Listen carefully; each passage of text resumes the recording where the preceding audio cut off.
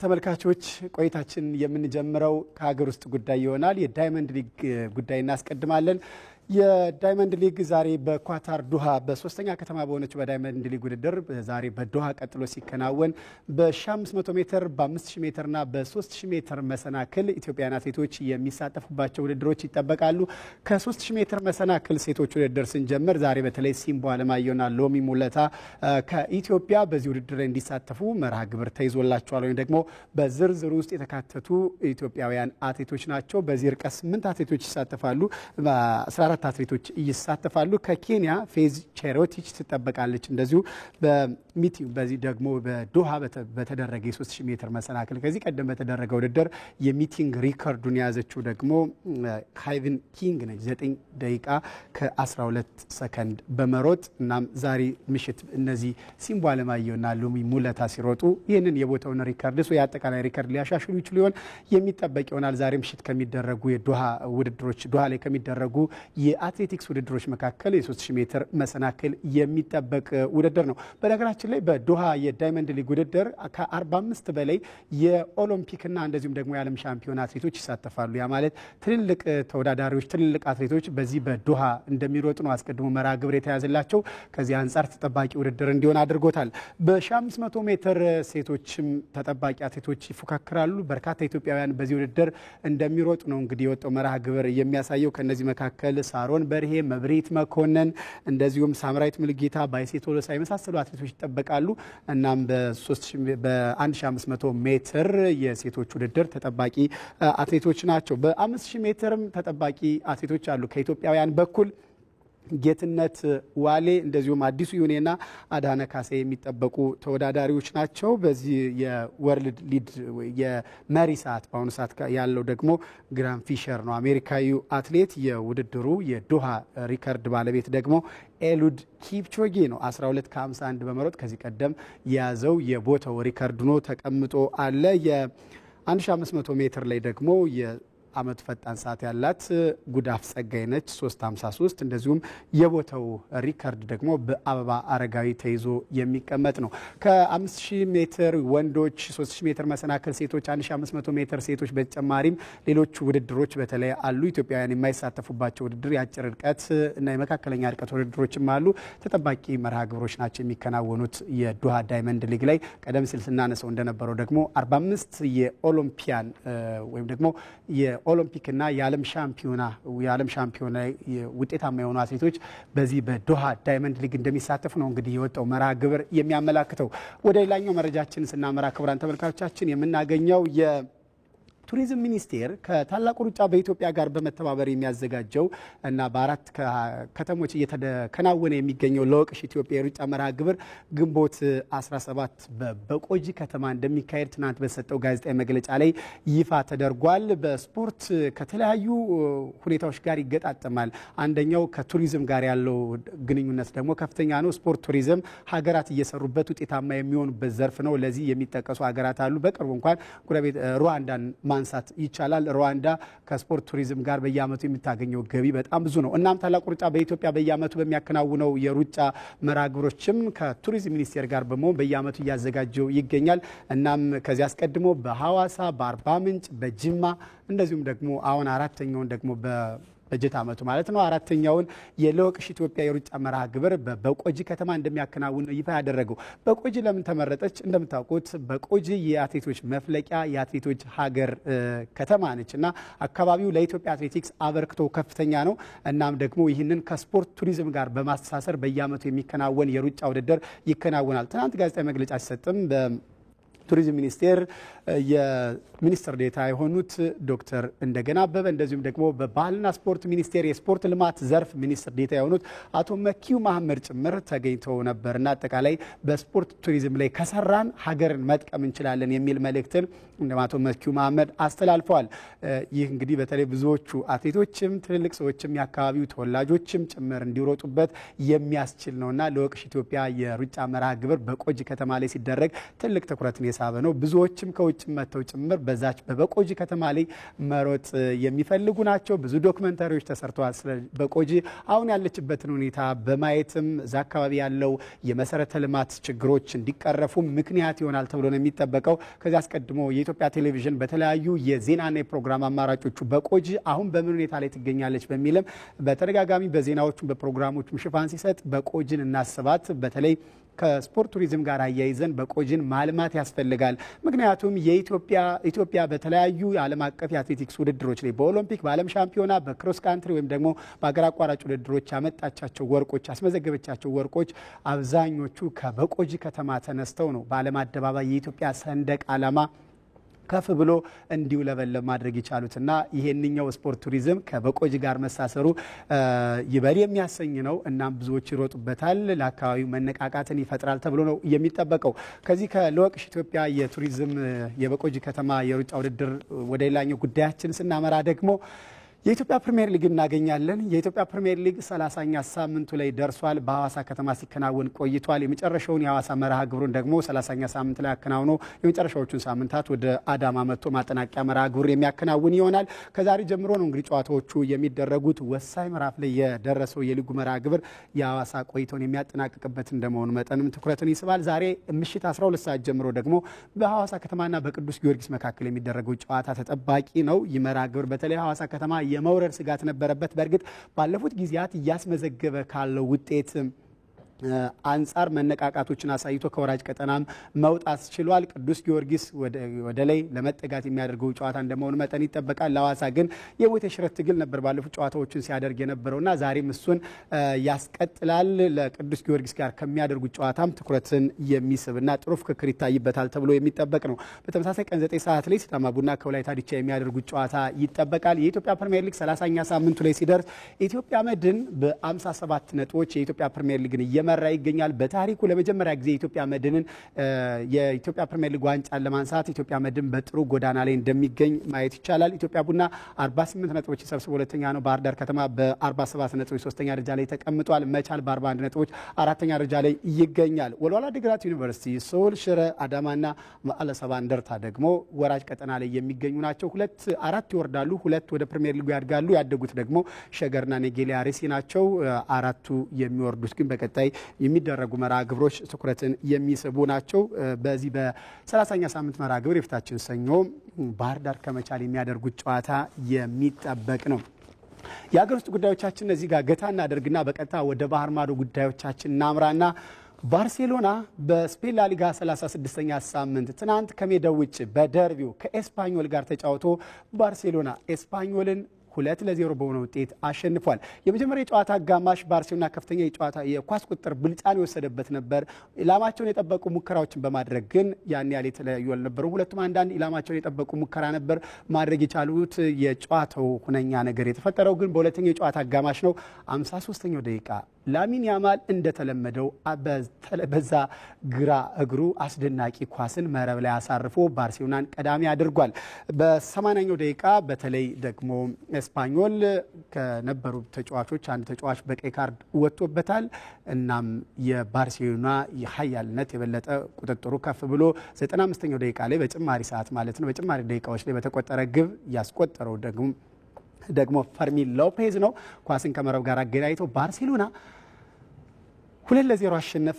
እናም ሻምፒዮን ሆነ። ከሁለት ዓመት በኋላ ነው ሻምፒዮነው። ይህ ለባርሴሎና በተለይ ባለፉት ዓመታት ከፋይናንስ ጋር በተያያዘ ቀውስ ውስጥ የነበረው ባርሴሎናን የሚያነቃቃ ውጤት ነው ማለት ይቻላል። ከሁለት ዓመት በኋላ በድጋሚ ሻምፒዮን መሆን ችሏል። ለመጨረሻ ጊዜ ሻምፒዮን የሆነው በዣቪ ሄርናንዴዝ መሪነት ነበር። እናም ባለፈው ዓመት በወርሃ ግንቦት ሃንሲ ፍሊክን አስቀድመው ቀጠሩ። በወቅቱ በተለይ ከቅጥሩ ጋር በተያያዘ ምናልባት ሃንሲ ፍሊክ በተለያዩ ክለቦች ዋንጫዎችን ያሸንፉ እና ውጤት ታማ ይሁኑ እንጂ ነገር ግን ከባርሴሎና ዲኤንኤ ጋር ላይገናኝ ይችላል የሚል ሀሳቦች እነሱ ነበር። ነገር ግን ተአምር የሚመስል ስራ ነው የሰሩት ሃንሲ ፍሊክና ለማንኛውም ባለፉት 17 ዓመታት ባርሴሎና 10ኛ የላሊጋ ዋንጫውን አንስቷል። 1929 ነበር ለመጀመሪያ ጊዜ የስፔን ላሊጋ ዋንጫን ማንሳት የቻለው ባርሴሎና። እናም አሁን 28ኛው ላይ ደርሷል። ይህ ለብዙዎቹ ጥሩ ኮከቦችን ላየንበት ዓለምን የተቆጣጠሩ ኮከቦች በወጡበት እንደነ ጋርዲዮላ ለመሳሰሉ ተጫዋች ዣቪ፣ ኢኒየስታ፣ ራሱ ሊዮኔል አንድሬስ ሜሲ አሁን ደግሞ ዘመኑ የያማል ነውና እነዚህ ኮከቦች የተመለከትንበት ባርሴሎና ሻምፒዮን ሆኗል። በጣም ብዙ ኮከቦችን አሳየን። ዘንድሮ ደግሞ እነዚህ ወጣቶች ባርሴሎና ሻምፒዮን አድርገዋል። አመቱ ሲጠለቃለን ለባርሴሎና የስፔን የንጉስ ዋንጫ ወይም ደግሞ ኮፓ ዴል ሬን አሸነፉ። ሱፐር ኮፓን ሳውዲ አረቢያ ላይ አሸነፉ። 5-2 ያሸነፉበት ኤል ክላሲኮን ማለት ነው። እናም ደግሞ በመጨረሻ 28ኛ የላሊጋ ዋንጫውን ባርሴሎና አንስቷል። ስለ ሃንሲ ፍሊክ ትንሽ ነገሮች እናንሳ። የቡድኑ አርክቴክት ሃንሲ ፍሊክ ነበር።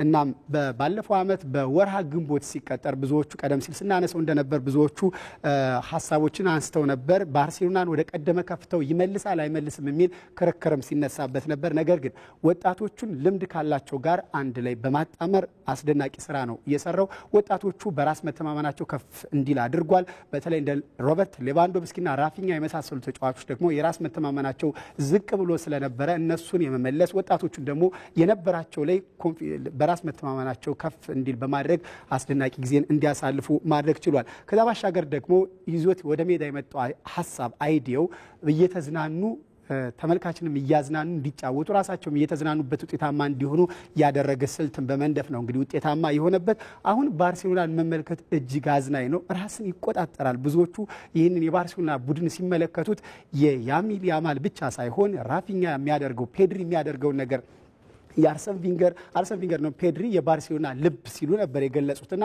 እነዚህ የሚያደርጉት ከኋላ ደግሞ ኢኒጎ ማርቲኔዝ ልምድ ያለው ተከላካይ ነው።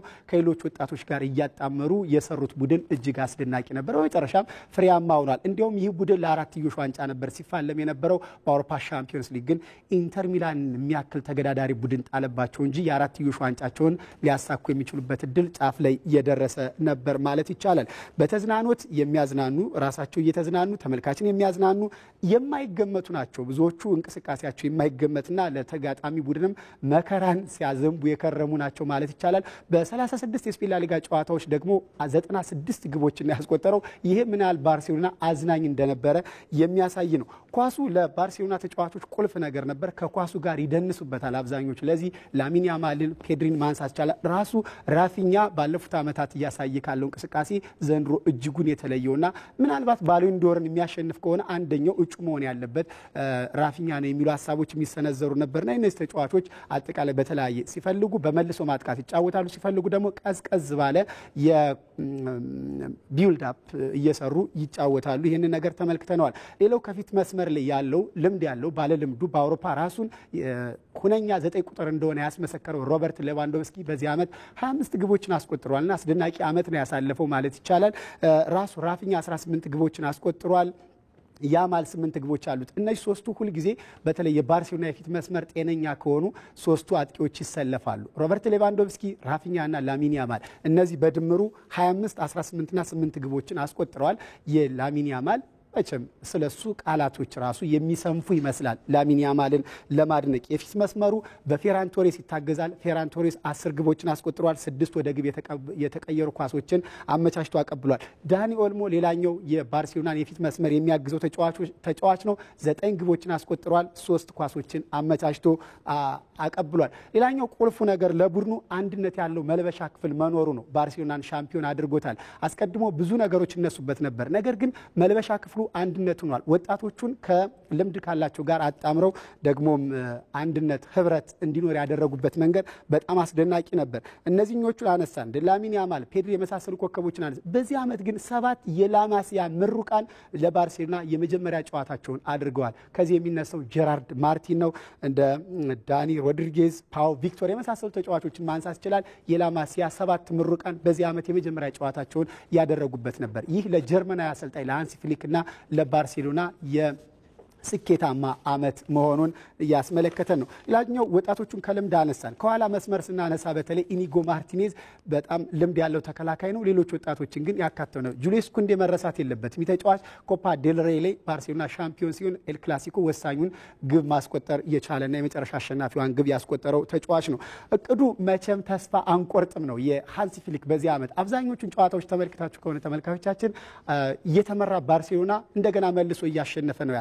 2-0 ተመርቶ 4-3 ያሸነፈበትን የኤል ክላሲኮ ጨዋታዎችን ማንሳት እንችላለን። 9 ጨዋታዎችን ከመመራት ተነስቶ አሸንፏል። 6ቱ በላሊጋው የተፈጠሩ ናቸው። በሌሎችም ደግሞ 3ቶች ማንሳት ይቻላልና መቼም ተስፋ አንቆርጥም የሚለው ደግሞ አብሮ መነሳት የሚችል ነው እና አትሌቲኮ ማድሪድ ላይ ያስመዘገቡት ውጤት ሪያል ማድሪድ ላይ ያስመዘገቡት ውጤት ለዚህ እንደ አብነት መነሳት የሚችል ነው። ውጤቱ እንግዲህ በዚህ ዓመት 3 ዋንጫዎችን አንስተዋል። ከ4ቱ የኤል ክላሲኮ መርሃ ግብሮች 4 ዋንጫዎችን ማሳካት ችሏልና ይሄ ለባርሴሎና የስኬት ዓመት ቁልፍ እንደነበር የሚያሳዩ ነገሮችን ነው የተመለከትነው። ተመልካቾቻችን እስኪ ረፍታ እናድርግ። የኢትዮጵያ ንግድ ባንክ ሻምፒዮን ሆኗል። እሱን ተከትሎ ደግሞ ቀጣይ እቅዳቸውን በተመለከተ ባልደረባችን ግርማ በቀለ የኢትዮጵያ ንግድ ባንክ ሴቶች ቡድንን አነጋግሮ ተከታዩን ዘገባ አዘጋጅቷል።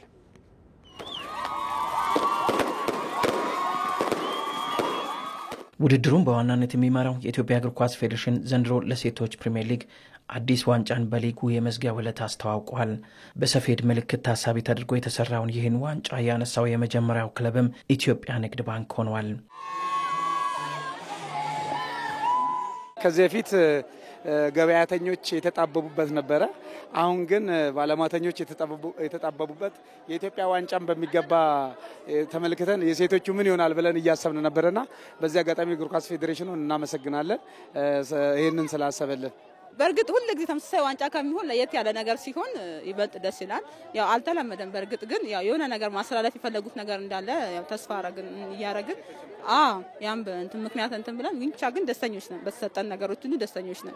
የኢትዮጵያ ንግድ ባንክ ምክትል ፕሬዝዳንትና የስፖርት ማህበሩ የቦርድ ሰብሳቢ አቶ ኤፍሬም መኩሪያ እንደ ተቋም በስፖርቱ ለመስራት የታሰበው ዓላማ በተግባር በስራ እየታየ መሆኑን ከኤቢሲ ጋር በነበራቸው ቆይታ አስረድተዋል። በሁሉም በምንሳተፍባቸው መድረኮች ኢትዮጵያን ወክለን ነው የምንሳተፈው።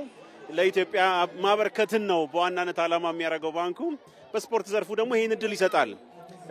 ባንኩ ስፖርትን ወክሎ ሲወዳደር ሌላ ዓላማ ለማሳካት የሚያስብበትን ሂደት እንግዲህ በዚህ መልኩ ሪያላይዝ ያደርጋል። በተለይ ደግሞ በምንወዳደርባቸው መድረኮች በሙሉ ውጤታማ መሆን ለስፖርቱ ትልቅ አቅም ይሆናል የሚል እምነት አለን። እንግዲህ ይህንን አጠናክረን እንቀጥላለን።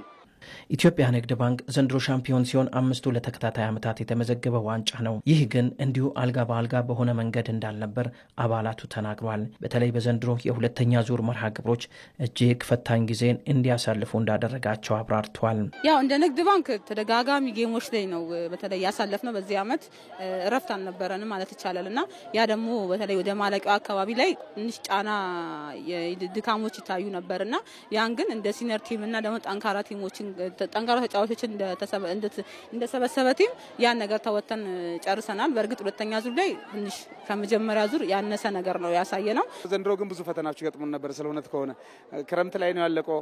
እንደገና ደግሞ ሴካፋም በቅርብ ጊዜ ነበር። 7 ተጫዋቾች ተጎድተውብናል። ትንሽ ያው ቻሌንጅ ነበር። ያው ደጋፊም ጫና ነበረብን። ያው ልጆችም የተጎዱ ልጆች ነበሩ። ያው በዛ ትንሽ ከብዶን ነበር። ቻሌንጁ ያው ያጋጥማል። በእግር ኳስ የሚያጋጥም ነገር ነው። ነገር ግን ያው እኛ የምናገኛቸውን ኳሶች እየጨረስን አልነበረም። ያም ዋጋ አስከፍሎናል ብለን እናስባለን። ያው እንደ ቡድን ያጣነው አሁን ደግሞ እንደ ቡድን አግኝተናል ብዬ አስባለሁ። ኢትዮጵያ ንግድ ባንክ የወቅቱ የምስራቅና መካከለኛ ሴቶች አፍሪካ ክለቦች ሻምፒዮና የዋንጫው ባለቤት ነው። በአፍሪካ ቻምፒዮንስ ሊግም የመጀመሪያው ተሳትፎን አድርጓል። በመጪው ዓመት በተመሳሳይ ኢትዮጵያን የሚወክለው ንግድ ባንክ በሴካፋ ያገኘውን ስኬት ለማስቀጠልና በቻምፒዮንስ ሊጉ የተሻለ ጉዞ ለማድረግ ከስኬቶቹ ተምሮ እንደሚሰራም አባላቱ ከኤቢሲ ጋር በነበራቸው ቆይታ አስረድተዋል። ያው እናሸንፋለን፣ ሁሉንም ዋንጫ ይዘን እንመጣለን ብዬ ተስፋ አደርጋለሁ። እናደርጋለን ከእግዚአብሔር ጋር። ክፍተታችን ላይ ከዚህ የበለጠ ሰርተን የተሻለ ነገር እንሰራለን ብዬ አስባለሁ።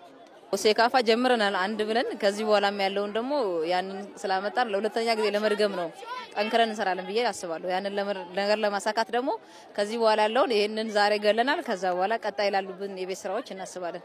ማኔጅመንቱ ጆሮ ያለው እጅግ በጣም ቦርዱ ደግሞ ለሴቶች እግር ኳስ የሚያስብ ስለሆነ ከሀገር ውስጥም ከውጭም ተጫዋቾችን አምጥተን አምና የነበረውን እንግዲህ እናስቀጥላለን ብዬ አስባለሁ። ቀጣይኛ ዓላማችን አሁንም በሴካፋ እንደዚሁ ሻምፒዮን ሆነን በአፍሪካ ሻምፒየንስ ሊግ የተሻለ ውጤት ማስመዝገብ ነው ዓላማችንና በዚህ ላይ እንግዲህ ከዚህ በኋላ ያው ጠንክረን እንሰራለን። አሁን ሁሉም ኢትዮጵያውያን ናቸው ከኛ ጋር እየሰሩ ያሉት ተጫዋቾቻችን። ሜቢ ከአፍሪካውያንም የተወሰነ ሰዎችን ጨመር አድርገን በአፍሪካ ላይ ተጽዕኖ የሚፈጥር ክለብ ለመገንባት እየሰራን እንገኛለን። እሱን ደግሞ እናደርጋለን። ምስራቅ አፍሪካን ወክሎ ደግሞ በሻምፒዮንስ ሊግ የመሳተፍ አላማን የያዝነው ይህንን እንደሚያሳኩ አንጠራጠርም። ይህንን ቡድን ግን በሚቀጥሉት መድረኮች በተለይ በምስራቅ አፍሪካና አጠቃላይ በአፍሪካ ሻምፒዮንስ ሊግ የተሻለ ቡድን ሆኖ መቀጠል እንዲችል ክፍተቶቻቸውን መሙላት እንደሚኖርብን አይተናል። በደንብ ባገዝነው ልክ አፍሪካ ውስጥ የተሻለ ቡድን ይዞ ለመወዳደር የሚችልበትን እድል እንፈጥራለን። ይህንን በቀጣይ አጠናክረን እንቀጥላለን። ተመልካቾቻችን በስፔን ላሊጋ 36ኛ ሳምንትና በተደረገ ሌላኛ ጨዋታ አትሌቲኮ ቢልባኦ ከ11 ዓመታት በኋላ በአውሮፓ ሻምፒዮንስ ሊግ እንዲሳተፍ ትናንት 2-0 ሄታፊን ካሸነፈ በኋላ አረጋግጧል። የትናንት ለኤርነስቶ ቫልቨርዴ ቡድን ሌላኛው ጮቤ የረገጡበት ምሽት ነበር ማለት ነው የምንችለው። በእንግሊዝ ፕሪሚየር ሊግ 37ኛ ሳምንት ዛሬ ምሽት አስቶን ቪላ ከቶተንሃም እንደዚሁም ደግሞ ቼልሲ ከማንቸስተር ዩናይትድ የሚያደርጓቸው ጨዋታዎች ይጠበቃሉ። እነዚህና ሌሎች የስፖርት ዘገባዎችን ደግሞ ቀን 7 ሰዓት ላይ በኢቲቪ መዝናኛ የስፖርት ዜናችን ላይ እንድትከታተሉን እንጋብዛለን።